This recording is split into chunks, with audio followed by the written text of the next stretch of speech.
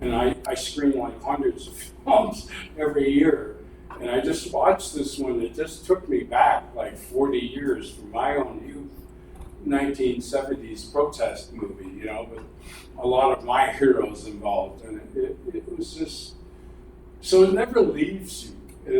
You know, this whole spirit of trying to tell this story and make things right for your own, right? And that's all what I'm really about. So I'm so proud of you guys for carrying on this tradition. You know? Yeah. Then I don't know if I answered the process in the theater, though. It's all in the words, right? It's the script and the interpretation of the words. And if you're lucky enough, more so in the theater, the writer's involved. It's not always the case in film or television. You know, the writers, you know, and though the showrunner is the writer too. So you always got that showrunner to go to and talk to. And my best experience ever was with this series called Resident Alien. And we had this wonderful showrunner guy, Chris Sheridan, and I'll never forget him. He was this, you don't run into showrunners that are, you know, that you can love and just get along with. And that just went, the love through the whole cast was, you know, palatable. You know, it was beautiful. And I always just love those experiences when you have, like, producers intimidate me, you know. Sometimes big-time directors intimidate me, you know, and sometimes if I get intimidated, I'm worthless, you know, so I have to feel very comfortable. And I'm very comfortable in independent, small productions, you know, a lot of times. I'm not necessarily the best commercial actor there is, you know, but I'm more into this feeding the center than I am certainly being a star, though I feel pretty star-like here today. I have a question right here. Me, you, Natong, Matthew, Gravani, and Ka. I just had a question. Well, it's not really a question. Well, actually it is. I feel like everyone sort of remembers a point in their life where maybe they're doing something that maybe they weren't fully fulfilled in. And a certain event happens, whether it's like someone tells you about something, or maybe you just change your mind, or you have a dream or something like that. I'm trying to find the best way to explain this. Was there a point in your life where that happened that led you to this and led you to where you are now? Like for me, being here, my aunt told me about this tribal intern program that we have. And I remember that conversation very vividly, I remember it well. And I still think about that because that was a point in time where my life, my trajectory changed and led me to being here now. Right. Yeah. I think it was that story I told you about, that theater experience with all those young Anishinaabe kids in that, you know, British trained actor playing trained with some, you know, big time actors, and his relationship that I had with him. We went and made a short film in my own community after that. He actually took the time. I helped to write the script, and we produced it together. And we didn't get the kind of funding we wanted to make that film, but you know, that particular moment, and then in cinema they call that the inciting incident, right? That whole moment, which is true for us too, I think, and that's why the whole big cycle of drama continues on with that inciting incident, that one thing that nothing ever stays the same again, you know. And I think those are important moments in all of our lives, of course, and I'm glad you got one that brought you here this time. That's good. That's good. That's real good. Yeah. Thank you. No trouble. Yeah. Yes. But also, no trouble means my heart is full. So, that you know. Hi, my name is Midnight Luhan. I'm from Tales Problems, and I'm so elated to see you here in real time. I'm a huge fan. That episode in specific that we viewed, love it. It's hilarious. Anyhow, I'm curious how you maintain connection to your culture and your community. It seems as though you were raised in your community, and your career has been, world-renowned in many capacities. Yeah. Well, I grew up without my culture, but I grew up with the politics of my culture. That J Tree, I grew up in that unrest era, the American Indian movement, the Aquasasni notes. I feel like I have this journalistic instinct that, I used. I published a magazine. I started a national radio, I did the television, I produced television, I direct film, I've directed television, I've made short films. I've done it all because I felt like the more well-rounded you are as the artist, the more you can sustain. And there's a certain point where I kept leaving acting behind to do all this other things that I thought, just like Jessica's feels vital for her to do this experience with you guys. I had this very similar thing when I realized that, a lot of our writings were going off and being made without our participation. I wanted to help take that back. And so when we started Aboriginal People's Television Network in Canada, which we really need the American Indian Television Network here in the United States, because I don't know, I had this idea and it's crazy, and you guys lead me on these little journeys, but the reason radio was so important to me, because it was point-to-point transmission, right? And there's like 300 community stations in northern Canada. We got like 40 stations in the US, that's how pathetic it is. 40 stations out of 600 communities. And in our communities, as communities and reservations, we have no electronic form of communication coming to us, telling our people what decisions to make. We don't have no national public radio, right? That is specifically geared to our needs as Indigenous people. We don't have that. So I wanted to supply it. I wanted to connect all our little radio stations, and Mexico's got more than the United States, which is pathetic, in Indigenous languages. And so that was a big thing for me to create, because the only way we can turn this around, and my idea back in the late 90s, was that we have to, television it puts your mind into beta, right? So you simply become a receiver of information. That's why the colonists didn't need the church anymore. They had TV. They could consumerize a culture in 20 minutes, right? And so then that's what they did in northern Canada. They consumerized the North with television, said that we're going to try and preserve your languages and your culture, but then we're going to give you commercial television. I mean, within weeks, people are flying to big, Sioux Lookout from Big Trout Lake, for McDonald's, for Adidas sneakers, for this or for that. And it consumerized the culture. Then they send the pretty geologists up there and negotiate for the water rights, the mineral rights, and everything else. And that's how it's been for us, right? And so I thought, well, television brainwashes people. Let's have our own network so we can brainwash them back to the land, right? Let's brainwash them back to who we really are, right? Because we've never had that opportunity. They've had to suppress us, right? And we lived in a suppressed culture still today. There's censorship all around us, man. And they won't let us really tell the story. We have to go to the theater for that, or radio, right? Our own radio.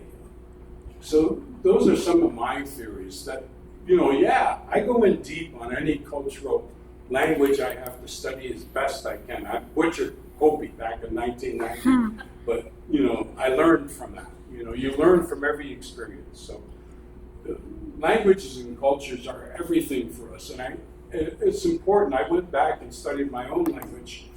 Scanos for Guego, Negaso Hayang, but when it's real, what me?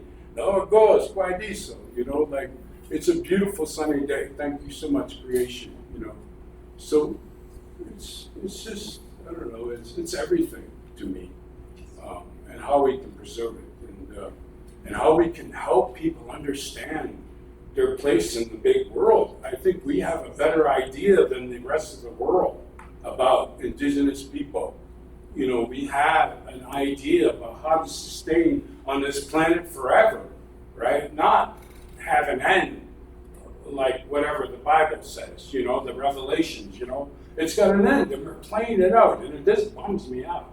It just bums me out. So I resist that shit. And I play hard, man. I don't fuck around with people. I'm very honest with people, Like, that's not right? I'll tell you, right? That's not where we should be going. And here's why, I have to explain yourself, of course. But, I've learned that in 51 years. Resistance, And Paulo Highway, that very movie, they tried to take out, for those that know it, they tried to take out the whole concept of the Cheyenne moving up to the north. They tried to take out the little tokens I was gathering. They tried to take out every spiritual reference in that film. George had a big producer out of Wall Street who just tried to kill that. I had to go sit in my trailer and say, look, I'm not coming out. I'm not coming out till that stuff is back in the script, right? Sometimes you got to stand up, man. You got to stand up.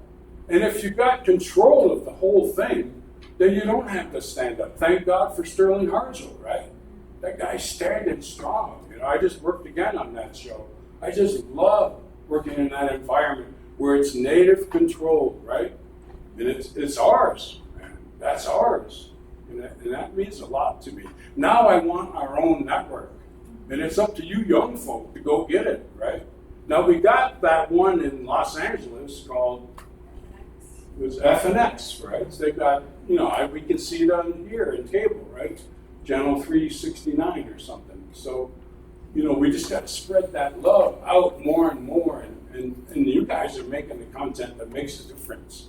So then you don't have to worry about AMC, NBC, CBS, none of those guys, right?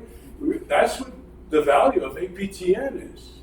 You're not making the kind of money you're going to make creatively on AMC or whatever, but that's all right. How much money do you need to survive? Right? I'm not a millionaire guy. I'm not. I just wanted to say ta'a, thank you in my language, and thank you for being here. You bet. All right, guys. You had enough? Hey there. I just I'm a huge fan of a lot of your films, and even some of the less popular ones. Like I got to meet Geoff Marslet during a screening of Quantum Cowboys. Yeah. And that ended up being one of my favorites. I love that. 20 different forms of animation, in one film. But because knowing the story of that and how the trilogy never ended up getting finished, Yeah. I was wondering, how do you take that leap from going from micro to like low to no budget films to like mid tier and like more well produced and polished stuff? I don't know. I got to tell you a story, I guess, to help with that. I was on my only vacation I had. I usually go to Tucson when it's not so hot, or Phoenix. I got some friends and creatives down there musically. I also play music, which is really helped me as the artist. It keeps me in shape. Explore my vocal range, continue to write songs, things I think about. So, as the artist, as the filmmakers, you've got to really continue to diversify your skills, right? If you learn about light, learn about cinematography.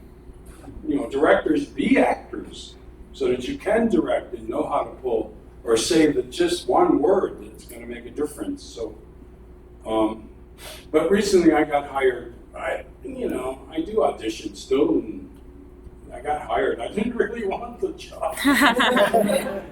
Shit, but I can't resist, right? Interesting part. Okay, they want to cast me as a principal, for a high school and stuff, and a hockey team, and they were spoiling the story. That's what really bummed me out. I don't know if you remember that story in Saskatchewan, where the coach and 15 hockey players died in a bus accident. So I didn't like that idea anyway, but so I got hired, and they brought me all the way to Vancouver. And they paid me really well, and of course, I had my whole spring laid out. I wanted to do this independent film with this guy, Jake Craven, out of Vermont. They call him Vermont's only filmmaker, right? And I did 5 films with him over my career, and I just love working with him.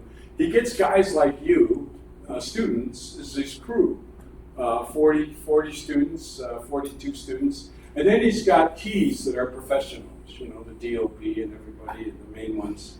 And we make movies, right? And the stories that you would never see told on television, usually they won't broadcast it because they're very political, they're very thoughtful, they're very this and that. And I wanted to do that. And then this native filmmaker up in northern Minnesota wanted me to do, you know, this short film with him and play this bad guy, right? And we thought, well, yeah, I knew his dad, right? So I thought, yeah, I want to do this, you know. And so I had all this planned, and then I got this series. And so I go up there, and very first day, I don't know what it was, but they wanted me to, they didn't tell me what the scene was necessarily. Nobody told me what the scene was. Well, they said it was a photo test. I got hired for this Netflix series, and they put me right against the lead. And she's a famous girl from, you know, one of the top TV series around. And I didn't know that till after, but she was a sweetheart. And I was a little desperate. It was one take, I hugged her because it was a very emotional scene. And I don't know if that's why I got fired, but I got released that very night after my experience there. And that hurts, right? Like, and I did something wrong. Maybe I was too dark. I mean, I've gotten fired because I'm too dark. Lost an NDP commercial in Canada because I used to put my arm around my wife, and she was white, and then the director came, Gary, can you not touch your wife? You know, you know. So I've been through all that kind of racy stuff in my career, you know. And so, you know, whatever reason I got released was cool, but it breaks your heart, right? Because you feel like, oh, geez. But then I realized, okay, but then they paid me out 5 episodes. It was like a grant. Well, it was like a Canada Council aid grant, you know, like 5 episodes. Plus, it was more per episode than I've ever made in my life, right? I'm kind of a cheap actor, I guess, you know. And all the people can find out if you're working for $250 a day or not, right? So I don't care, right? I don't care. So that I got paid out, and I couldn't believe it. But it allowed me, it financed me to go do all this small work. Right, all this work I had a heart in, you know, all the work I wanted to do. Plus, I got a couple episodes from Sterling, so it was like a blessing. It was like a blessing, and so sometimes you just got to go and go with the flow, and you know, I just feel, and I wanted to tell that experience to you today because there is failure. There is times when you do fail, and we learn from that.